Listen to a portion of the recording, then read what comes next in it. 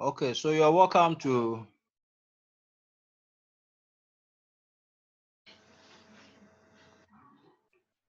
want to begin from where we left off. The last time we were looking at discrete random variable and their properties. Today we are continuing with continuous random variables, and then we'll also look at the special distributions like the binomial and the normal distribution. So let's begin the class. Somebody should post the link on the platform. I think I've seen a number of comments on the platform for the link. Square value of the mean. 6 minus 2.33 square. So that is for last week. We want to fast forward. Okay, which we should have ended last week. Okay, but due to poor network. Now, when we talk about which occur continuously, okay, so continuous process. So, for example, the time to the first phone call is a continuous process, okay. We are not sure if the phone call will even happen, but how do we estimate the probability to the time of the first phone call? Okay, those processes are what? Continuous random variables. Okay, so there are some few things we need to know about continuous random variable. The first thing we need to know is that the probability distribution of a continuous random variable has a special name, which is what? The probability density function. Okay, the probability density function. Good. So the name for the probability distribution of a continuous random variable is the probability density function, which is PDF. Okay, good. And like the PMF, we can also write this as a function. Okay, f of x. Okay, good. Now there are other things we need to know. We say that the probability of a process A, okay, given at a point, okay, is always equals to what? It's always equals to 0. So the probability of the process, the random variable, being equal to a particular point is going to be equal to 0. In other words, the probability of remaining at a point is what? Always equal to what? 0. Okay, good. Then we say that for a continuous random variable, we calculate the PDF. Okay, we say that the probability of the process is always greater than or equal to what? 0 over the domain of x. And also the integral of f of x over the domain of x with respect to dx is equal to 1. We know integration is continuous summation. Okay, in the case of the discrete random variable, we had what? The summation of what? F of x, okay, over the domain of x, that's from I equals to 1 to m, is equals to what? Is equals to 1. Good. Then if the probability of the process is equal to 0, then it means that what? If it's equal to 0, if fx is not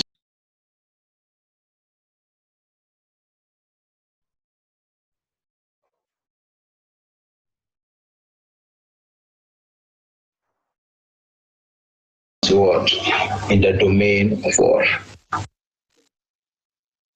M is equals to what? Is equals to 1. Good.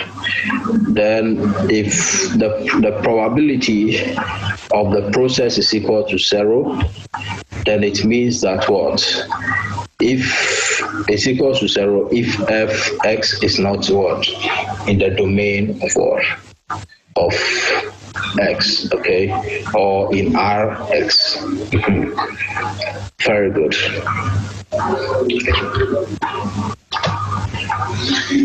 Now, for the cumulative distribution, Okay, similar to the discrete random variable. Let me clear everything. Similar to the discrete random variable where you have summation, okay, from xi to a particular given point x. Okay, here we are going to integrate. You see the similarities. So summation becomes what? Integration. Okay, from the lower bound, which is negative infinity, okay, to the point what? To the point x. Very good. So in the case of a continuous random variable, the CDF is estimated using what? Integral from lower bound towards the point x. And the expected value of the process, which is the mean, is the integral from negative infinity to positive infinity. That is from the lower bound to the upper bound, okay, of x times f of x dx. Okay, so in the case of the discrete random variable, it was summation over the bound of x, f x times what? P of x. Okay, so it's the same thing. This time it is integration from the lower value to the upper bound of x. Okay, and then we are integrating with respect to what? To the dx. Okay, very good. It's very similar.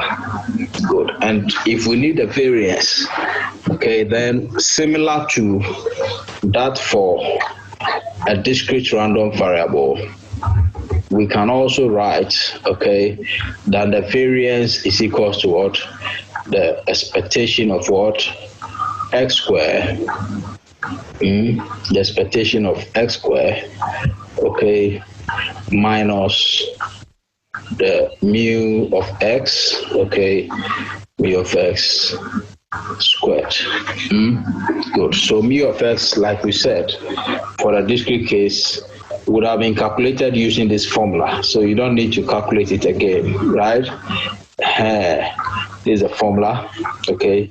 So you will not need to recalculate the expected value, okay, when finding the variance, especially when you've already found the mean. So all you need to find will be the expectation of x squared. And the expectation of x squared will also be what? S squared times f of x, meaning you are replacing what? X in this formula here with what? With x squared. Okay, and the integration is from the lower boundary to the upper bound. Okay, that's the lower limit to the upper limit. Very good. So you take note of this formula. Yeah, I hope you've taken notes. Okay. Formulas. Class, I hope you've taken note of the formula.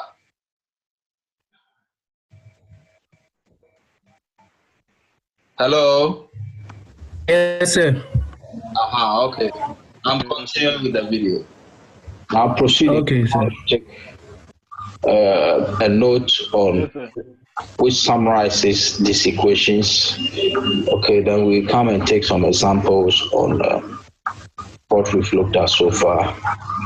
So for the discrete random process, okay, we have discrete values like x0, 1, 2, 3, 4. Okay, but in a continuous random variable, we have an infinite sample space, okay, which is over an interval. So from 0 to 1, you have infinite number of what?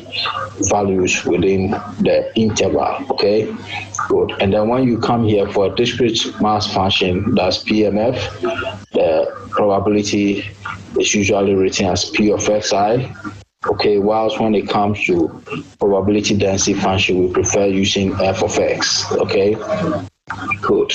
And then for the same properties where we have P of xi is always greater than 0, here we write f of x is also greater than 0 for x within the domain R of x, okay? Good. Then we have the summation of what? All probabilities equals to 1 from 1 to what? Infinity, okay? In the case of a continuous random variable, will be the integral of f of x dx is equals to 1, okay? Good. Over the domain of x. Then finally we have what? If f of x is equal to 0, meaning the probability is equal to 0, then x is not what? In the domain of x in the first place. Okay, and the CDF2, similar to what we have here, it becomes integral, okay, from x, from the lower bound to the point x, okay, with respect to what? With respect to t, okay. So now, if it's within two limits a and b, then the cumulative density function becomes what? The integral of f of x from what? A to what? To b. I'm sure you've taken note of these formulas as well.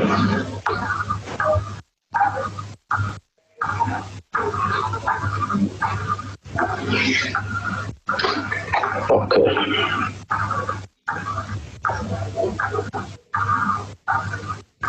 Now we have a first question here.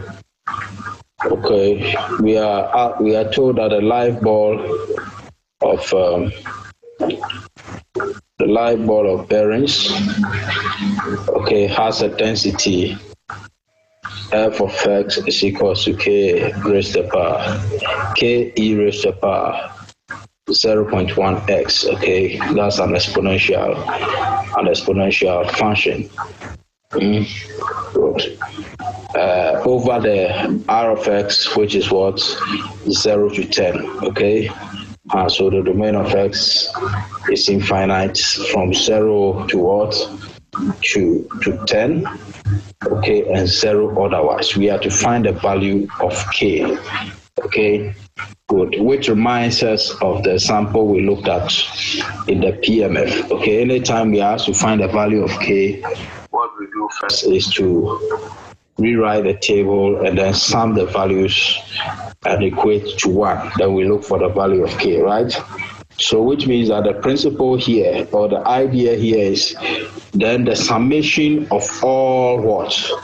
F of x over the domain should be equal to what? Should be equal to 1, okay?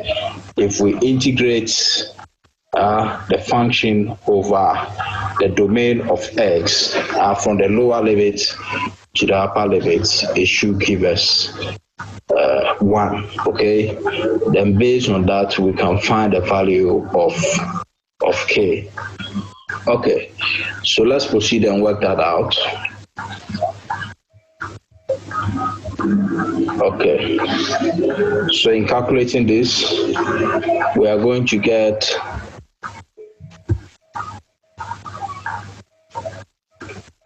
make f of x, okay. Let me rewrite this.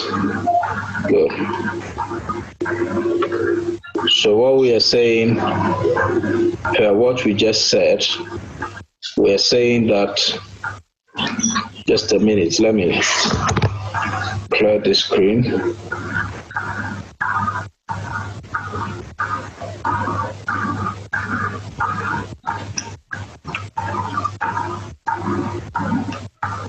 Okay.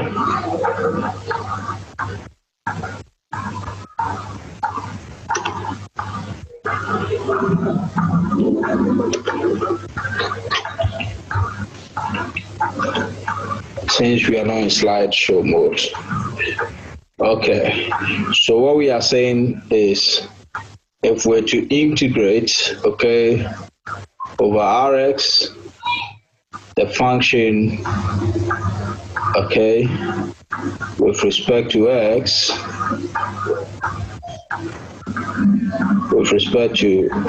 that should give us what? 1. Okay, and the domain was clearly stated from 0 to 10, okay, which implies that we are going to integrate the given function, which was what? K e raised to the power negative 0.1 x from the limits. Let me change the color here. So from the lower limit, which is 0 to what? To 10. Okay. And then we integrate with respect to what? The x, which will be equal to what? 1. Okay. Good. Now, because k is a constant, okay, then we can pull it out of the integration sign. Okay. So then we have k, okay, integral of e of x, e raised to the power negative 0.1 x from 0 to what? To 10. Okay, good. And then once we have that, we'll have to integrate. We have to integrate e raised to the power negative 0.1.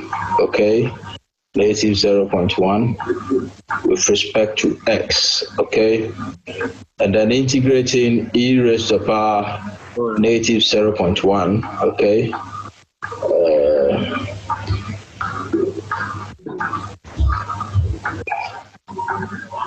Negative 0.1, we're going to get what? K. Okay, and then when we integrate the function, we get e raised to the power what? Negative 0.1 x, okay, over negative 0. Okay, just a minute.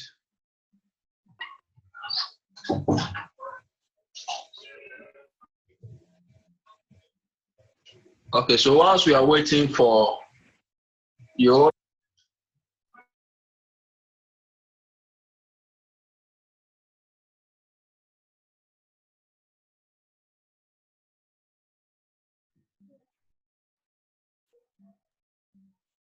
and integrating e raised to the power negative 0.1, okay.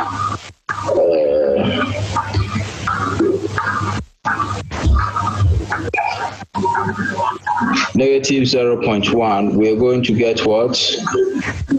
K. Okay, and then when we integrate the function, we get e raised to the power what? Negative 0.1 x, okay, over negative 0.1, okay. Then we evaluate over the limit 0 to what? To 10, and then this should be equal to 1. Okay, good. So once we've obtained that, we substitute the limits, okay, into the function. We evaluate by substituting what? The limit into the function. So this is going to give us, we have k outside the bracket. This will give us e raised to the power negative 0.1. Then your x is 10. So this becomes 10 minus e raised to the power negative 0.1. Your x is here, is at this point is what? Is 0. Okay, very good. So once we evaluate that, this will be negative 0.1 times 10, okay, which will give us negative 1. And then there is negative 0.1 times 0, which is equals to 0. Okay, good. And we know e raised to the power 0 will be equal to 1. Okay, yeah, and then you also have to evaluate e raised to the power negative 0.1. Okay, over 0.1. So you calculate this term here. Okay, so e raised to the power negative 1 over 0.1 should give us what? Negative 3.678. And then e raised to the power 0, that's 1 over negative 0.1, should give us negative 10. Okay. So I'm going to give you time to do the calculation and be sure you are getting it on your calculators. So try and do the calculation. Yeah, did you get it? Yeah, that's what I got, sir. Okay, very good, very good. Yeah, that's the same thing. Okay, that's good. So let's continue. I wanted you to be sure that is okay. Okay. So once we have that value, then you make K the subject, okay, by dividing both sides by 6.32, which will give us K to be 0.158, which means that the probability distribution of the process, okay, is 0. We replace the K in the original function, so it will be 0.8, okay, e raised to the power what? Negative 0.1x, okay, defined over the domain what? 0 is less than or equal to x, is less than or equal to what? Is less than or equal to 10. Okay, very good. So that is how we work out the summation, okay, of the probability density or function. Okay, so in this example you do integration, so which means you have to go back and then go and learn your rules in integration, okay, especially integration by parts, to help you to find the mean and the variance of a continuous random variable. Okay, now moving on.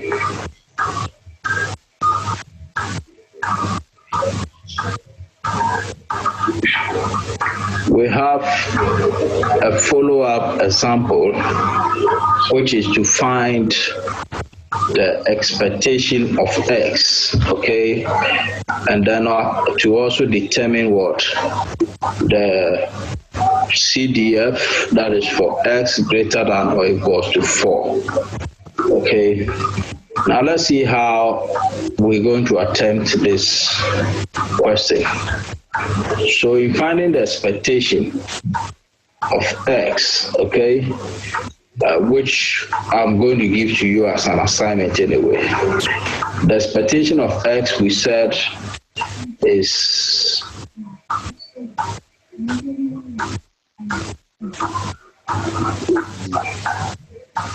going to be the integral, okay, from negative infinity, that's the lower limit, to the upper limit, okay, of x times what?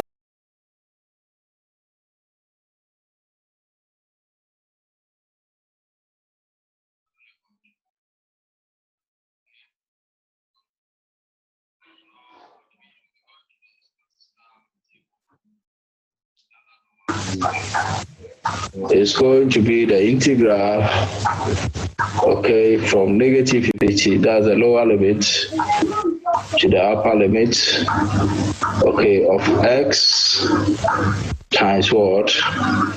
F of x with respect to what? With respect to dx. So that is the expectation of the process. So which means that in evaluating that, your lower limit is 0, your upper limit is what? Is 10. And then we have x times the function. We calculated the function, the k value to be 158 e raised to the power of negative 0.1x, okay, dx. Good. So which means that you can bring the constant out, which is 0.158. Okay, and then we have e raised to the power what? Negative, we have x here times e raised to the power what? Negative 0.1 x dx, okay, from 0 to what? To 10. Okay, good. Now the integration here will be done using what? Integration by parts. Why? Because we have a linear function x, and then we have an exponential function e raised to the power what? Negative 0.1 what? X. Okay, so you may want one of the functions to be v and the other function to be what? Du. Okay, for your integration by what? By parts. Okay, so that will be your assignment for today. You have to go and find the expectation of the process. Good. And then once you are done with the expectation, okay, I'm going to do the CDF for P of x greater than or equal to what? 4. Okay. Now to obtain that too is very simple.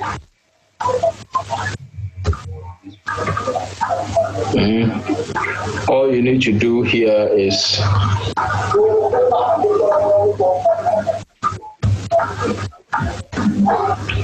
you are supposed to integrate.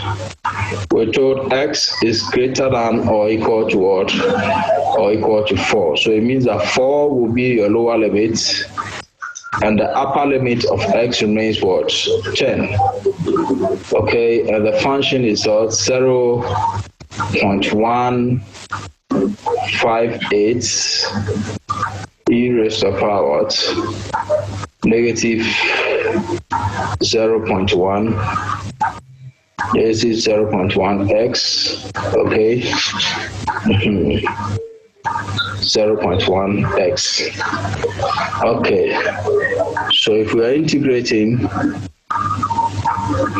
this is going to be 0.158, okay, and then integral of what?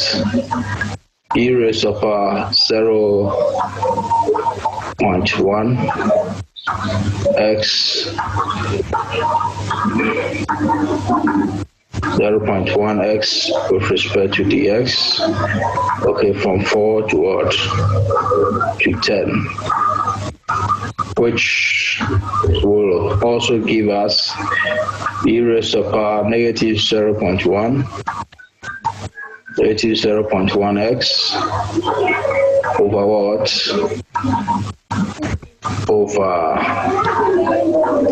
Over negative 0.1, okay, minus e raised to the power what?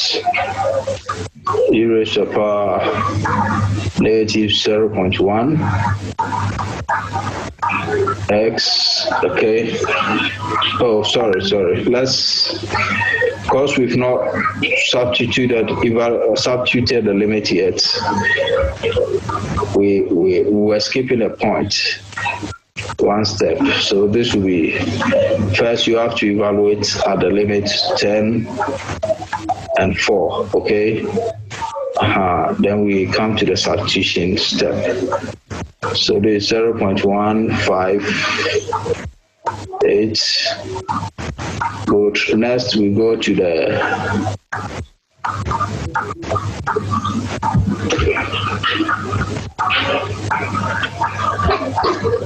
evaluation step. That should give us 0.158, okay, into bracket e raised to the power negative 0.1 times what? Times 10, okay, over negative 0.1, okay, minus what? E raised to the power negative 0.1. Okay, times this time times 4.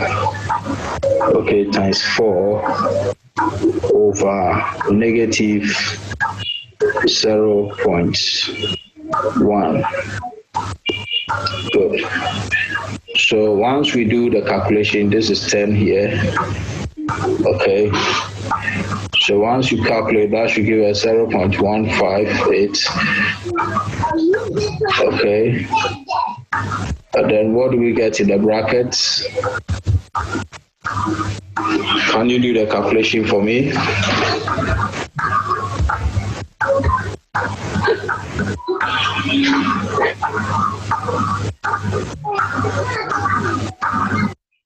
Yeah, so can you do the calculation of what is in the bracket for me?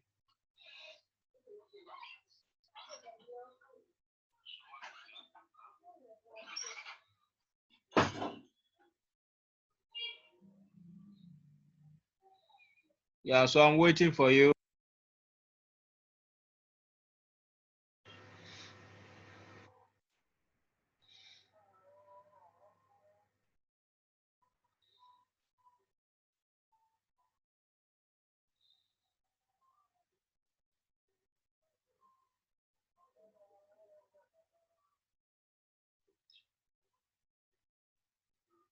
Yeah, anybody with the answer? Bam.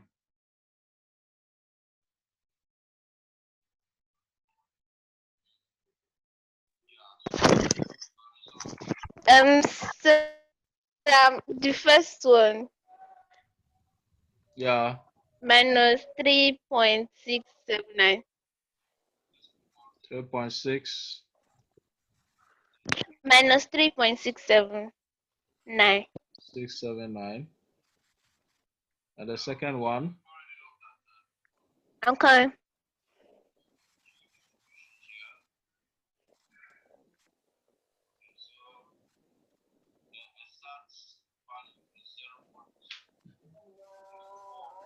And that is 6.703.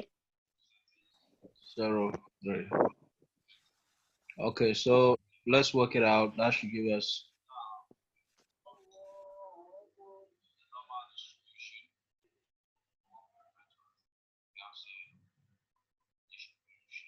that should give us 3 point what?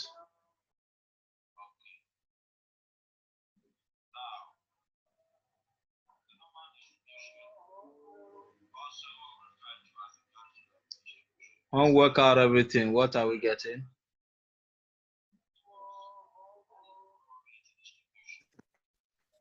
Sir. Yeah. 3.024. 3.024 times 0.158.